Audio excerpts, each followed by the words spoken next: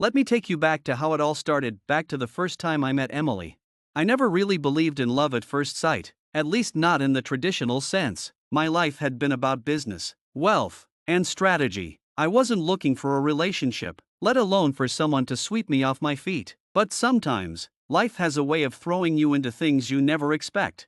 I remember the day clearly. It was a regular Saturday morning, and I had just finished a long week of meetings and managing my business empire from the shadows. I wasn't the type to flaunt my wealth. I believed in letting my work speak for itself, which is probably why I'd gotten so good at blending into the background when it came to social gatherings.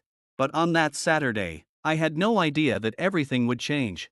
I was at a coffee shop in the city, enjoying some downtime before heading back to the office. It wasn't the kind of place that catered to high society. It was a simple, local spot where people went to unwind. I always preferred it that way, away from the chaos of the rich and the famous. I stood in line, waiting for my turn, when I accidentally bumped into a woman hard. My coffee spilled all over her jacket. "Oh my God, I am so sorry," I said, immediately trying to help her. I grabbed napkins and tried to clean the mess, but the damage was done. Her jacket was ruined, and she wasn't exactly happy about it.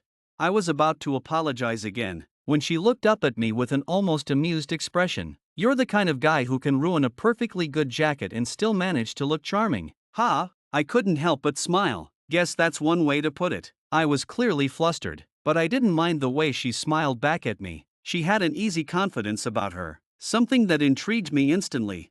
She introduced herself as Emily, and I quickly learned she had been out shopping when my clumsy incident happened. She was stunning, but not in a way that screamed, "Look at me." There was something natural about her presence that drew you in. But what caught me off guard was the way she carried herself. She didn't seem like the type to hang around with the wealthy elites, though I would come to learn that she was, in fact, from one of the richest families in the city.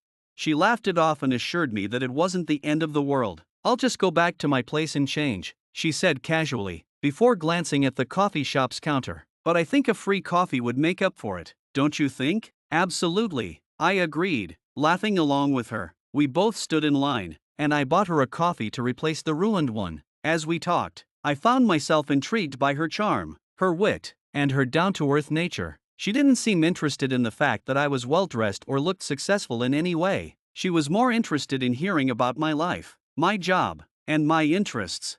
There was no instant attraction, not at first, just a curiosity, something that told me this woman was different from the women I'd met in the past. We chatted for a while about everything and nothing, and when it was time for us to part ways, she smiled and handed me her number, saying, "Maybe we can meet again, just to make sure you don't spill coffee on me next time." It seemed innocent enough, but little did I know that one small accident would lead me down a path that would change everything, especially when Emily made an assumption that would haunt us both.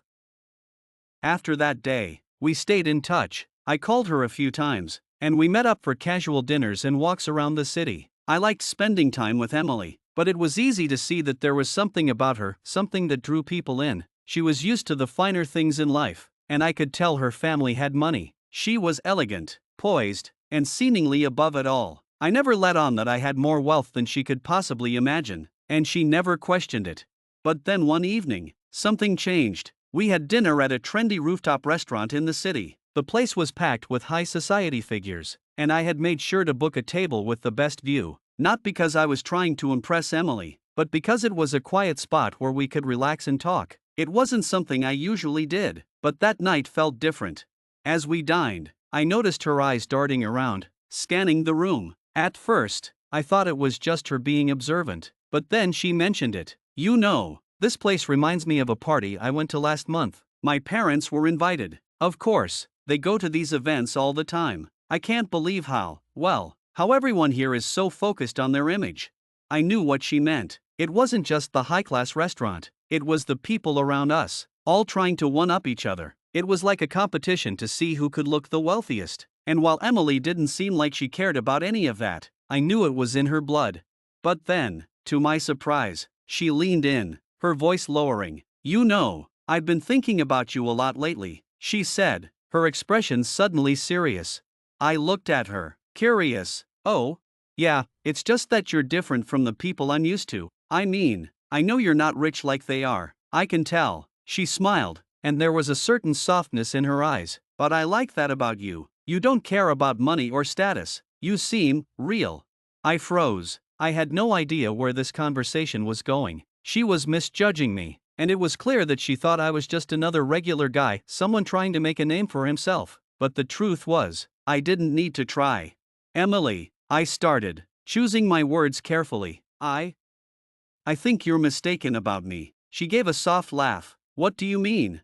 "I'm not what you think I am. I'm not some struggling guy looking for success. I'm already successful. I'm much more than what I've let on." She didn't believe me. Of course, why would she? I was just a regular guy in her eyes, and the way I lived my life, modest car, regular clothes, didn't match the image of someone who could be wealthy. But I didn't want to push her too hard. It wasn't the right time, and I wasn't ready to reveal everything just yet. But as the weeks passed, Emily's misunderstanding of my situation became more and more apparent. Every time we went out, she spoke about her rich friends, her family's business, and her lifestyle, which was nothing like mine. She thought I was just a humble guy trying to find his way in the world, when in reality, I was the one helping her family's business grow without them even knowing it. They thought I was some average Joe, working my way up. What they didn't realize was that I had been pulling strings behind the scenes, using my resources to help their company grow, all while they made fun of me for not being one of them. As the weeks turned into months, I watched Emily's family treat me more and more like an outsider. They mocked my lifestyle and questioned my motives. Emily's brother, Ben, couldn't hide his disdain for me. He often joked about how lucky I was to be with his sister, assuming that I was just out for her money. And Emily's parents? They constantly pushed her to find someone who fit in their world. It was clear, they didn't understand me, and they never would. They saw me as a project, something to be fixed, someone beneath them. And despite how much I loved Emily, despite how much I cared about her, I knew it was time to make them all understand, time to show them who I really was. I kept playing along, letting Emily's family believe what they wanted to believe. It wasn't difficult. They saw me as just another poor guy with no real prospects, and I wasn't about to disrupt that illusion. But deep down, I knew the time would come when they'd have to learn the truth.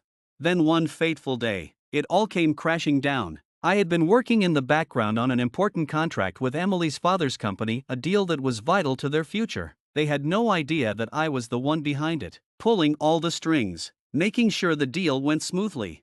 What they didn't know, what Emily didn't know, was that I owned a significant share in their company. I wasn't just some outsider they could mock. I was their silent partner, the one who held the cards, and it was time for me to use those cards to my advantage.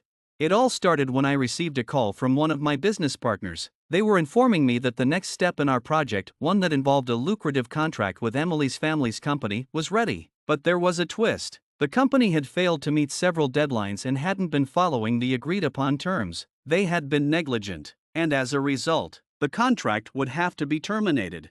As I processed the news, a cold smile crept onto my face. This was the moment I'd been waiting for. I had already given them a chance, tried to help them build their business, and now they were going to pay the price for their arrogance.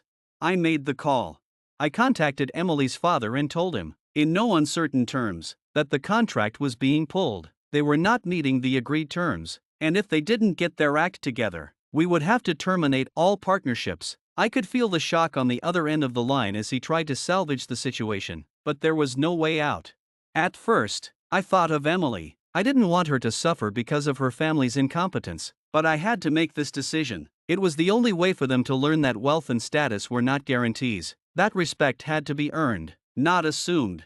The fallout was immediate. Within days, their company faced serious financial turmoil. Projects that they had worked so hard on fell apart, and clients began pulling out. Emily's father tried to salvage his reputation, but the damage was done. The contracts they had relied on for so long were now gone. And without those, their business was on the verge of bankruptcy. The news hit Emily hard. She had no idea what had happened, why everything seemed to be falling apart so suddenly. The pressure on her was immense, and I could see it in her eyes. She tried to reach out to her family, but they were too proud to admit their faults. They blamed everything on me, saying I had sabotaged them. But Emily, she didn't buy it. One evening, as I sat at home, I received a message from Emily. She wanted to meet. I didn't know what to expect, but I could feel the tension rising. When I saw her, her eyes were red from crying, and her voice trembled with emotion. "Why didn't you tell me?" she asked, her voice barely above a whisper. "Why didn't you tell me who you really are?" I looked at her, my heart aching. "I didn't want to. I didn't want you to think I was just another guy trying to impress you with my wealth."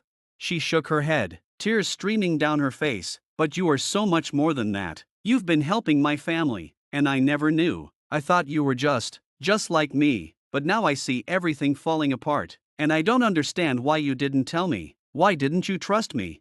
I walked over to her, gently wiping her tears away. "I didn't want you to think I was using you or your family. I wanted you to love me for who I am, not for what I have."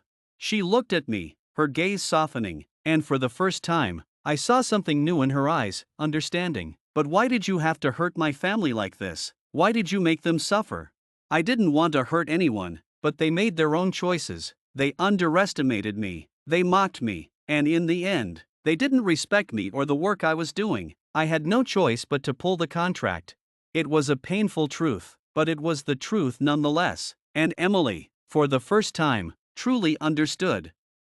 In the weeks that followed, Emily's family was forced to confront the reality of their situation. Their business was crumbling, and they had no one to blame but themselves. Emily's father, once so proud and dismissive of me, came to me with his tail between his legs, begging for help, but by then, it was too late. I had already cut all ties with them. The partnership was over, and they had lost everything. The companies they had once worked with no longer saw them as reliable, and investors pulled their support. Emily's family was left to pick up the pieces of a broken empire. Emily, however, never wavered in her loyalty to me. She stood by my side through it all, understanding why I had done what I did. In the end, we found our way back to each other, but the path to get there was far from easy. As for Emily's family, well, they learned a harsh lesson: never underestimate the quiet guy in the corner, and they also learned that respect is earned, not given. In the aftermath of everything, Emily and I grew closer. Her family, now facing the consequences of their own arrogance, couldn't blame me anymore. They realized how much I had done for them, even though they had failed to see it until it was too late. But I didn't need their approval. I had Emily, and that was enough. She saw me for who I truly was, not just the quiet guy with humble beginnings, but the successful, driven man who had built his empire from the ground up. She saw the man who loved her, and in the end, that's what mattered most. And as for revenge, well, it wasn't about making them suffer, it was about teaching them a lesson. That lesson? Never judge a book by its cover. Never assume that just because someone doesn't flaunt their wealth, they don't have power. And never, ever underestimate the man you think is below you.